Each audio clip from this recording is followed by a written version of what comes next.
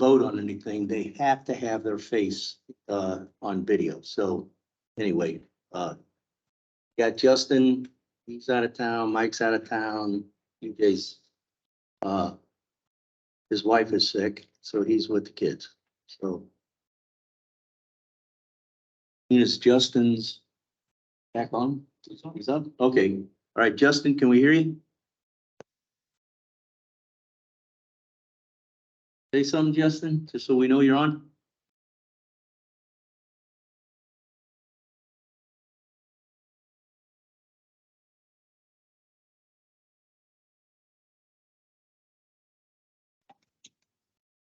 Justin? Hello? Justin? Yeah, can you hear me now? Okay, there you are. Gotcha. All right. All right, so let's call. I had to relocate to a place with better coverage. Let's call the Board of Aldermen meeting. To order.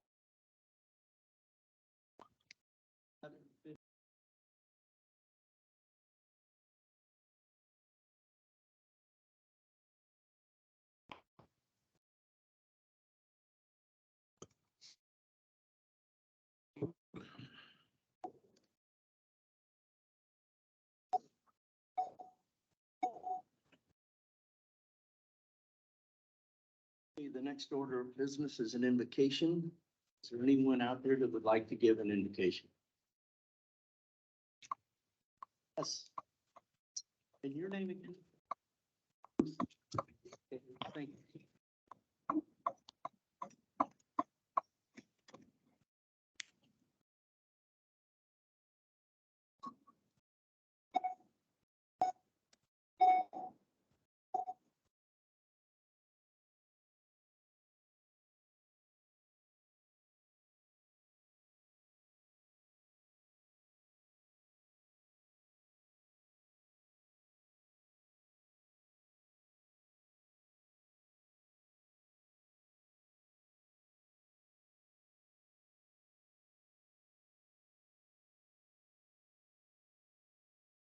Mayor Gotway. Here. Alderman Hoslow. Alderman Johnson. Here. Alderman Riley. Here. Alderman Sandstone. Alderman Ungerbach. Here. Alderman Wanley. Yeah.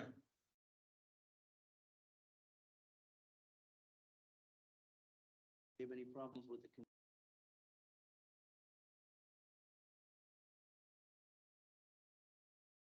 Motion to accept the consent agenda? Second. Second, all in favor? Aye. Any opposed? Hear none, will approve the consent agenda. Next order of business is open forum. Can everybody hear us okay? Okay. Jen? Colleen Struben. Is it Struben? Strubot?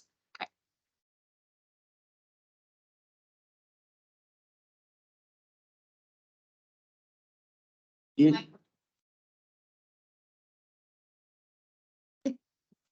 Yeah.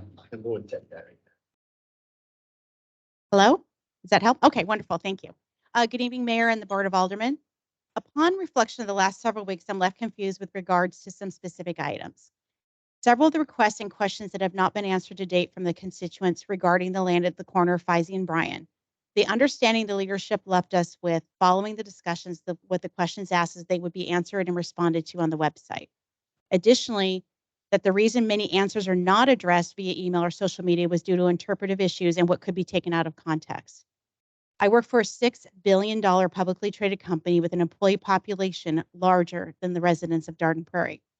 And we have an international live meetings where executives address pre-submitted questions with live recorded calls. May I suggest this format to protect your interests and allow us to have the information and answers we need? I have heard too often through the ongoing meetings that the residents will go away eventually and will not show interest in the community. May I share an alternative perspective? What you may perceive as lack of interest may also be your constituents quietly quitting you as they leave. This does not mean their issues were resolved or that they care any less. They have become apathetic to the process and the lack of information and movement forward. Silently quitting does not bode well for you. or the city or economic development. Apathy is more dangerous than caring. When you hear voices get louder in a room and repeating the same thing over and over, that should be the sign that you're not showing you are listening and they are not being heard. Many people leave relationships, jobs, and yes, cities where they no longer matter. I've moved several of my team and corporate meetings and conference calls to attend these meetings because the issue at hand is important to me. We recently got a bid for a major construction project in our home and are waiting until we see what the resolution of this issue is. The construction project will be over $100,000. If there's 10 of us, that's $1 million in the city that could be spent, and I guarantee I'm not the only one waiting to see what happens. To date, there's no empirical data to support an apartment building at that corner. The growth of the city, from all the statistics I could find, was 1,000 people since 2019 that I discussed a few weeks back, and 96% of the population are homeowners.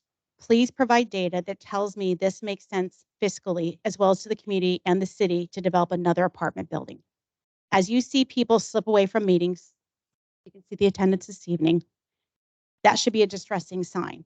They no longer feel or believe they can impact the community they live in. When someone asked me about a former community that I lived in and if they should move there last week, I wholeheartedly supported the idea and shared, in fact, you should attend one of their city meetings. The city always has a surplus. They grew from 10,000 people to 75,000 people in a 10+ year span.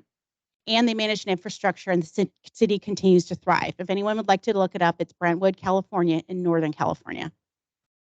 Just don't sit at the stools where you just can't sit at the stools where the farmers have their seats at the diner. Otherwise, you're welcome in the community. I have another paragraph. Is that it? Or how would you like me to respond? Okay, thank you. I took pride in the leadership that ran the city, and it was not necessary for me to be at every meeting. If you have the right people doing their jobs, you leave them alone to do it well. In my corporate world, they call that delegating. My recommendation is to see this through another lens. The delays of these plans would not be tolerated in many cities without squashing it and saying, when you come back with a plan the community can support, we will then revisit the project. Lingering on as we have is not serving anyone well. Thank you.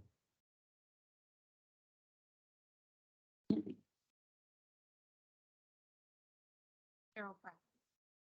Sorry, did I pronounce that right? Bratton? Okay.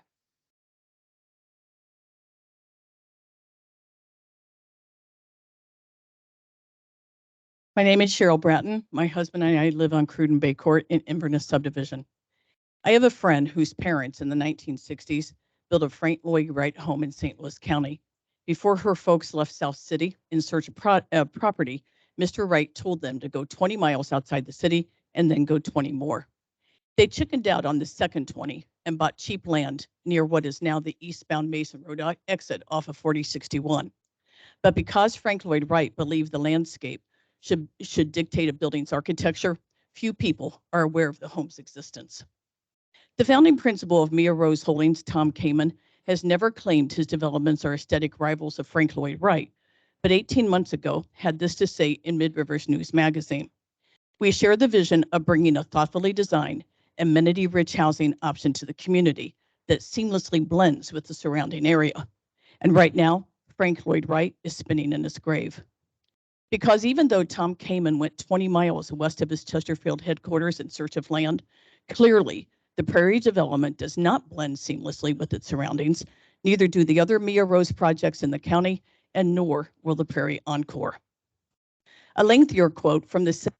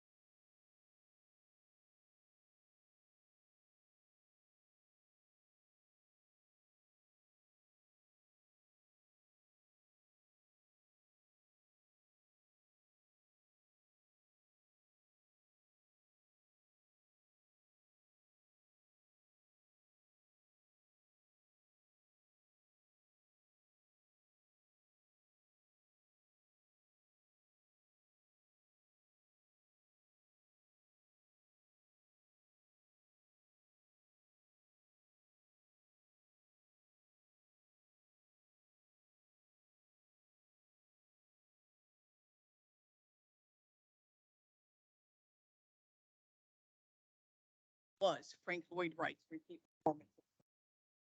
While citizens in City Hall have clapped and shouted during meetings, it's not because they think Mia Rose is on for. This proposal on this parcel of land needs to stay backstage.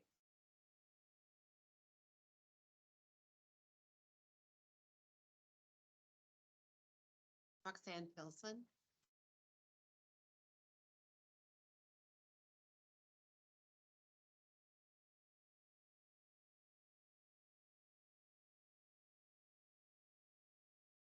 Good evening, Mayor Gotway and Board of Aldermen. My name is Roxanne Filson, and my husband and I reside at 501 Creel Court in the Inverness subdivision. Since December 14th, my husband and I have attended all Planning and Zoning Committee and Board of Aldermen meetings, with the exception of one P&Z meeting. In addition, we have read a great deal of information on the municipal code posted on the city's website, giving particular attention to Title IV land use. Despite these significant efforts, questions remain regarding the process and rationale for the proposed rezoning and plan approval for the Brian Feisey project. Even though the minimum requirements for notification were met, appearances suggest the proposed rezoning and Brian Feisey project plan was submitted in hopes no one would notice in time to object. That has caused many to feel the current process can't be trusted. Instead of building buy-in, it has resulted in an us versus them situation where trust has been lost. No one wins when there's a disconnect between the decisions made by governments and the perspectives of the people affected by those decisions. The rationale and data provided in support of the proposed Brian Feisey project is minimal. In addition, residents have questioned the validity of that data. In fact, multiple commenters have provided powerful data that on its own should require a complete exploration and open discussion. If given an opportunity for this to occur, I am confident it will show that the proposed project is not right for this location and should be voted down. The goal here should be to get it right with a clear understanding of the how and the why that decision came about, with no one wondering what just happened. Mayor Gotway and Board of Aldermen, you have the perfect opportunity to show the people of Darting Prairie that they matter, that their voices will be included in the processes that affect them, and that they do have a place in the growth and development of our city. Thank you for the opportunity to speak before you this evening.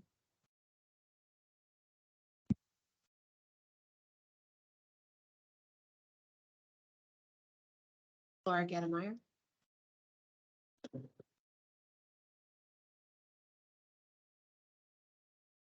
Good evening, Laura Gettemeyer, 6 Jura Court.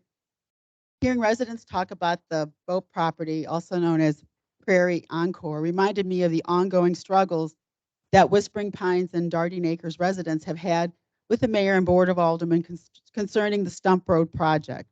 Recall that the mayor and board decided to ask for more money than what was needed, their words, and would scale back the road project later, a project reduction which has never been addressed. The takeaway here is that all residents should be leery of promises made by the city. After talking with, at the time, Missouri State Representative Ron Hicks about the current water issues, sinkholes, subdivision road issues, including standing water on the road for days after rain and sinking concrete slabs, road and erosion issues in Darting Acres subdivision, Joel King was advised by Hicks that a downstream study should be done to see the potential impact of adding so much additional pavement, a third lane and 2 sidewalks to Stump Road. In recorded audio of Board of Aldermen meeting, the mayor and board approved a $22,000 payment to pay HR Green to do the study. But for some reason, which was never explained to us, the study was not done. The takeaway here again is that all residents should be leery of promises made by the city. I also want to address the comments from Terry Lavo that she said James Knowles made to her, such as there used to be a handful of Stump Road residents and now there are just a few coming to the meeting, that eventually residents concerned with the boat property will drop interest and numbers. Then there are the follow-up comments from Knowles that residents with Stump Road concerns are not showing up because their issues have been addressed, which is nonsense. The residents that I speak to have concerns but don't show up to the meeting because they have family obligations, especially those with children, and no faith in the mayor and Board of Aldermen to address their issues. It's called apathy. Sorry, I heard that earlier, but I have it down. It's called apathy and a lack of confidence in our elected officials. Residents want to know if they know there are so many issues, why is nothing being done to address all our residents' concerns? Though it has been suggested by Knowles that you get more information answers by engaging outside of the public forum, to do so puts you in a position where there is no transparency and accountability. How enforceable is an unrecorded conversation or random comments? Darting Prairie residents deserve better. Keep coming to the meetings and make your voice heard to everyone. Thank you.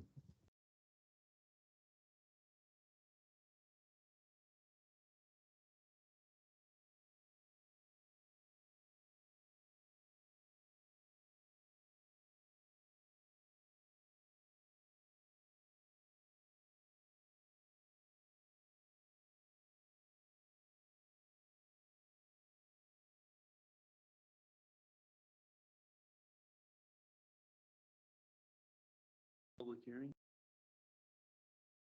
The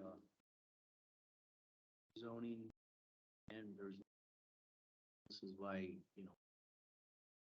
the Prairie Encore. Is there anyone to speak in the public hearing? Jen? Okay, basically your comments were during the open forum.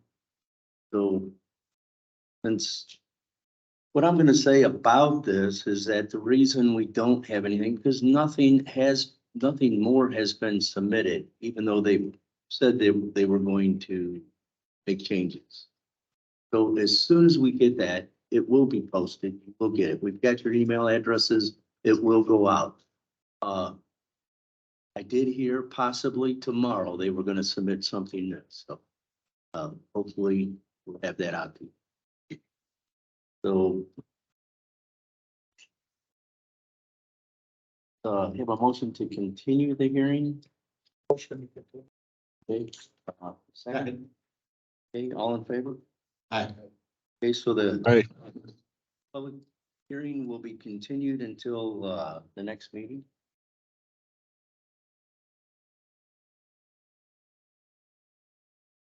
A new business. Got a motion to rebuild 2306 for the first time. Second. A second by Casey. All in favor? Aye. Any opposed? Aye. Opposed? No, that was just a delay.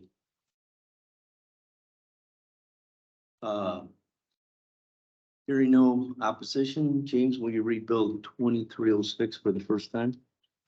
Sure. Bill 2306, an ordinance of the city of Garden Prairie, Missouri, authorizing the city administrator to negotiate and execute a deposit agreement guaranteeing land disturbance improvements with letter of credit by and between the city and 24 Condo STL, guaranteeing the construction, installation, and completion of certain improvements with the condos at Town Center Development. Any discussion or debate? Move for second reading. Got a motion for a second reading? Got a second? Mark? All in favor? Aye.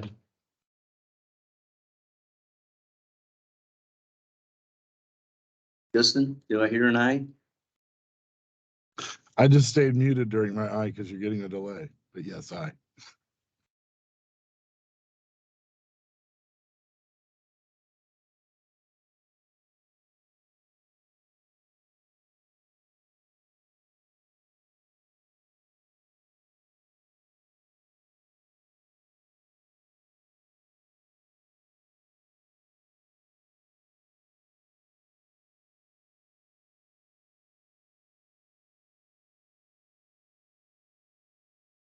I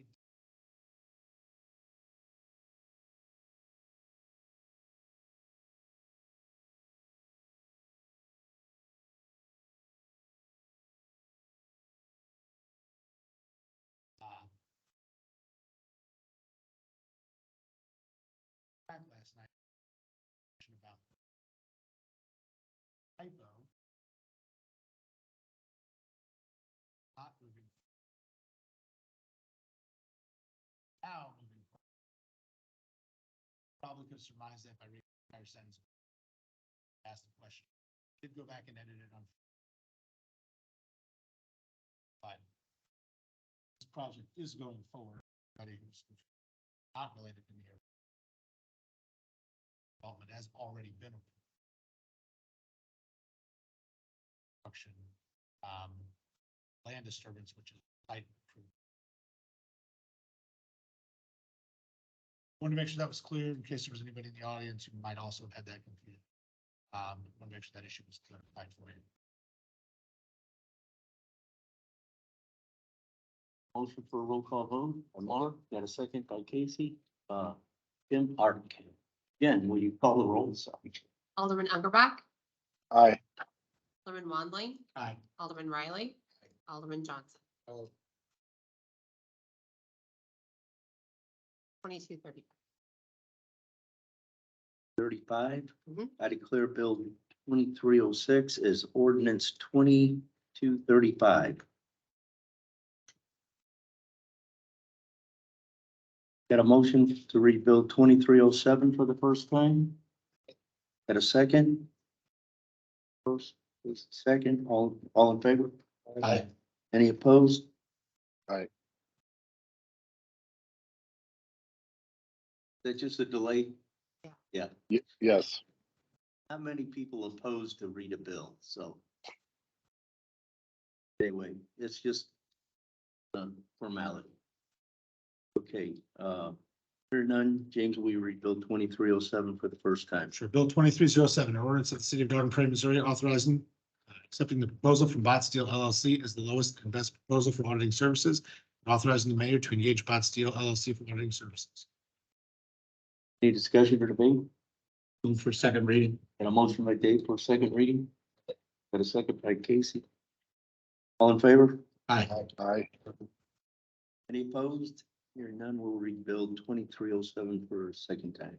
Bill 2307, an ordinance of the city of Garden Prairie, Missouri, authorizing and accepting proposal from Bot Steel LLC as the lowest and best proposal for auditing services, and authorizing the mayor to engage Bot Steel LLC for auditing services. Discussion or debate? A motion for a roll call vote? Mark? Vote on. Dave? Seconds? Alderman Johnson, Then will you call the roll? Alderman Johnson, Aye. Alderman Riley, Aye. Alderman Wandling, Aye. Alderman Ungerbach. Aye. 22:30. I declare Bill 2307 is ordinance 2236. Old business, we have Bill 2274 postponed until March the 1st.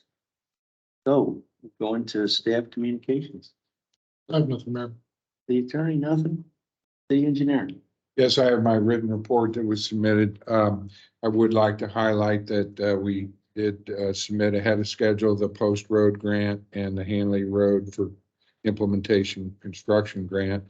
Just wanted to point out that we will be needing to spend some time on the road board submittals as well. That will be coming in March typically, and I will be presenting those projects to the road board for their review and acceptance if we get the federal money. So, but that's coming, and I wanted to, so the condos at Town Center, yes, we've approved their grading permit and land disturbance plan. I still, James, would like to make sure that we request a pre-con meeting with them. So if you hear that they're getting ready to start, I'd like to be able to set up a meeting with whoever their grading contractor is for the pre-con meeting. All right. That's all I have, Mayor. Oh, Gateway, green light. We had a meeting. They're in the final design stages of that that's related to connecting the Can signalization. you explain real quick what Gateway Green Light is? Sure. It's a So it's a countywide program, and St. Louis County doesn't have anything like it. So St. Charles County has what's called Gateway Green Light. And it's an interconnection and an ability for signalizations to be monitored and talked to throughout the county, monitored by the county engineers. Cities have some input to it, but all the intersections are being interconnected by fiber And it's a very cool system. It helps with signalization timing, signals to be adjusted, patterns of traffic flow. It's a very progressive system that all the cities support, City of LaFallen. So we all actually, as cities, have to pay into that and sponsor our share of the federal grant for our region. It's a very progressive project and Okay, it's in up and layman's running.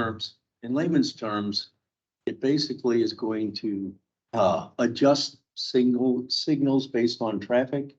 That's one of And the- try to keep traffic flowing throughout, let's say Highway K or streets where there's multiple stoplights. So that if you know, get a green light, the next one will progressively turn green to keep you flowing all the way down. That's the, Yeah, that's the long-term goal. Yeah. It's a very good program, but it does cost every city has to pay into this share. We did receive federal grants to 80%, 20%, but the local cities have to match for their area, the 20% help with that match.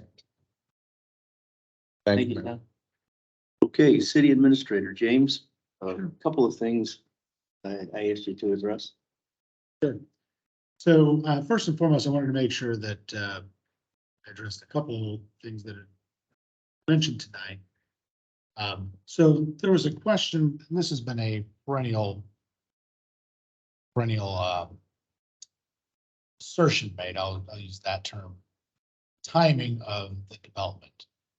This development has been in pre-application for a long time, so long I couldn't even tell you how long, 8 months, 9 months, 10 months. The developer, at the city's request, declined to forward their application to the city at the city's request because of another site selector for a different development that was looking potentially at that site. I think you would have disliked that one even more so than you disliked this one. And it was a lot of money for the city, but it was competing developments for that site. The developer waited to see if the other project was going to move forward with an application. Ultimately, that site selector chose to move forward to a different site, at which time the developer stated that they had the contract on the site, that they still wanted to move forward with their application. They did. That timing culminated in project being considered in December. There's nothing nefarious about it. It wasn't planned. Nobody should sneak it by you. You can believe me or not believe me. And the facts are the facts, and I apologize if you don't believe that, but there's plenty of facts and communications and emails to back it up. So I want to make sure that people recognize that there's nothing nefarious about anything that has ever happened with this application for this project. It just happened to be that timing. And I can tell you that none of us wanted that because we weren't even supposed to have a second meeting in December. We had it because this project got delayed and we ended up having to have a meeting for that. So it was not planned that way. It just fell that way because of their application. Trust me, it was an inconvenience to all of us involved as well. But I do apologize for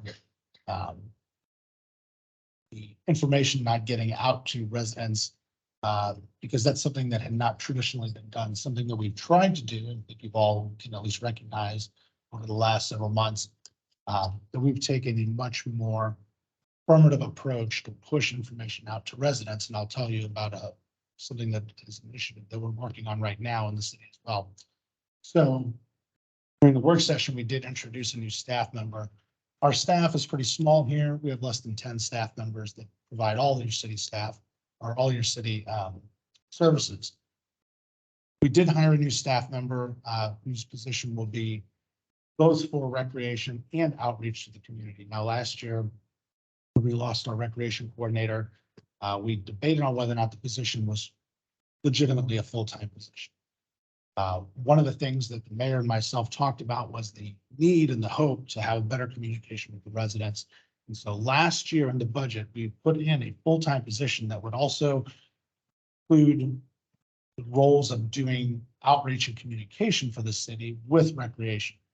seem like a natural fit, especially because our recreation activities typically are, one of the most, the biggest form of outreach we do as a community anyway, through our activities, our programming, et cetera. We did finally get what we think is an excellent and highly qualified person to fill both of those roles in this one position. Her name is Nicole. She started with us this week. She's comes from both a marketing, communications, PR background, as well as recreation background, doing a lot of programming. So we're really excited to have her on board. The last several months, I've been trying, myself and Jen has been trying to make sure we communicate out with the residents as best as possible, because unfortunately, historically, the city had not affirmatively pushed a lot of information out to the residents outside of what is legally required. We certainly have strived to do better in that regard, and I hope most of you recognize that. We certainly have been doing that. Hopefully, this is not, why I say hopefully, we intend this clearly not to be a one-off. This is intended to be a process improvement for the city. We've invested in staff in order to do that. We've invested in making sure that our processes include that in the future, so that Facebook, Nextdoor, I don't tweet, but we're going to be going down those roads, and Twitter and other forms of social media, as well as our Facebook, I'm sorry, not Facebook, but as well as our website. And then, of course, traditional media as well, getting information out to Mid-Rivers Magazine and other outlets, hopefully in a timely enough manner that they might be able to pick up those stories as well. Of course, we can't dictate what they cover and what they don't cover, but we certainly can do better to try to push that information out. Hopefully through all of those efforts, going out through different forms of mediums to reach the residents, you will be a much more engaged and knowledgeable constituency. We hopefully that in the future we will see less confrontation, less frustration about things that come before the city. So I hope that you recognize that the city is making, and has been actually for some time, trying to move in that direction. Anytime that we can make improvements, please let me know. You can always respond back to the email I send out. I know a few residents have. That's how I caught the mistake in my email from the other day, so I appreciate that. I also wanted to address the issue of the questions being answered. I did mention my most recent communication that there was a lot of questions. A lot of it had to do, there were some technical issues. There's some things that I need to have our city attorney review before we respond, just to make sure that they're technically accurate. I don't want anybody to be thinking that they're being misled or that the information being given is not exactly correct. And also there's been some research questions that were requested of the city. So there's been some research that I've undertaken, as well as some of our staff, engaging some of our colleagues and other neighboring communities to find information about things like multifamily occupancy, multifamily rents, some of the processes and procedures that are done in planning and zoning by other communities. For instance, I know there was a request in other cities, as our city, require a cooling off period before we submittal of a declined application. We do not, by the way, require that. Some cities do, some cities don't. I'll send that out in an email, but again, the answers are never simple, but they can be lengthy. And so I want to be able to provide as much information to you all as possible, so that you feel that you not only have the answers, but they are complete, accurate. And, again, I did want to also mention the issue of the data. So one of the things that is oftentimes misunderstood about these processes is the city's not pushing or advocating for this development. The developer who is spending billions of dollars is proposing to do this development in the city. The city does not, we will scrutinize the applications. We'll obviously take the information that you provide and your concerns. That is all part of the board's decision-making process of whether or not they want to approve it or not. But the city isn't seeking apartments. seek data to determine whether or not we need them or not, except for maybe in our decision-making process to whether or not we say yes or no. There is I think, I got it from the EDC earlier today. Year over year, there's a 240% increase in family in St. Charles County. There's a 12% decrease single family. That's driven by demand. So when people ask data, why do you need these? That's what people are spending millions of dollars to build. And they're spending that money to build that because that is what the data is showing them is the need or the want of people. They're not spending millions of dollars on a whim and not spending millions of dollars on a bad business decision. They're not trying to. Sometimes they make them. But it is our job to scrutinize to make sure that that's what's best for the residents, I should say. I'm not a decision. But the board is obviously going to scrutinize that. So sometimes when people ask, why is the city not finding this data, that's not something that we usually seek, but it is something that we can request from the developers. And that's one thing I want to make sure that you all recognize. If you have a question that you have for the developer, please also, you can funnel that through us, or the city. You can ask the developer to provide some of that information. So what is the calculus that they're using to determine whether or not this is a good business decision for them? Obviously, they think it is, but why? What information and what data do they have to show that this is not just a good decision for them, but then maybe for the area? So I encourage you to keep that information, keep those questions coming to us. I will seek that information, those answers from the developers and all parties involved. And hopefully that will help you have a better understanding of what the process is. Ultimately, the board will be able to make a decision based on that information and what's your concerns as well. So, but I have nothing else. I don't think there's anything else. Yes, Mayor. Basically, that covers everything. I appreciate it. Okay. And I'll be here after the meeting if you'd like to talk as well. I know it's always frustrating because these are business meetings where you can give comments. I know we don't take this as a back and forth, but I'm always happy to make myself available to you after the meeting. Question. Okay. I'll come see you. We'll address your question after the meeting. Okay. Oh, that's out of order. Okay, sorry. I mean, just remember what it is and we'll address it after the meeting. So, Alderman. I just have one comment, James. Can you put the board on your email chain? I have not been receiving those emails. Yeah, I will. Okay. I apologize for not having the whole board on there. Thank you. But once you do that, then you have to give it to Kim also. Oh, okay, all right.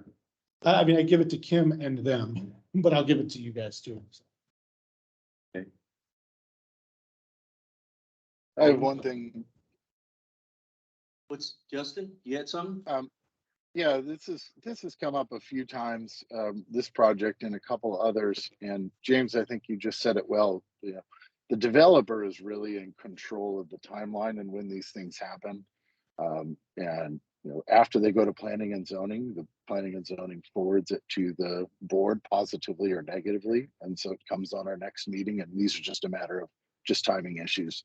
I think it might be important at some point also just to kind of maybe put together an educational piece on how the planning and zoning process works from that perspective to go on the website, because I think there's just a lot of, or an FAQ document. There's a lot of misconceptions about how the process works. And quite frankly, I think what the obligations of the aldermen are in terms of, making sure that we judge every application on its merits, and we have to look at each one appropriately by law.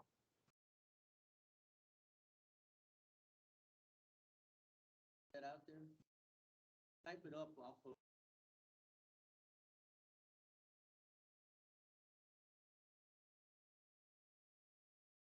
a lot of things.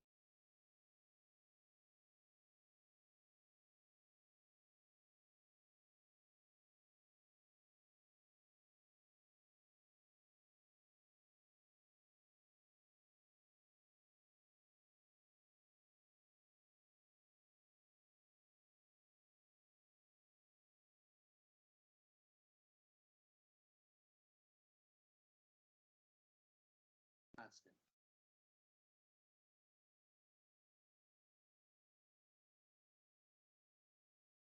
Garden Prairie over to other city, St. Charles, the state, or O'Fallon on a silver platter. So anyway, it's a struggle. It's not as easy as I think it might be.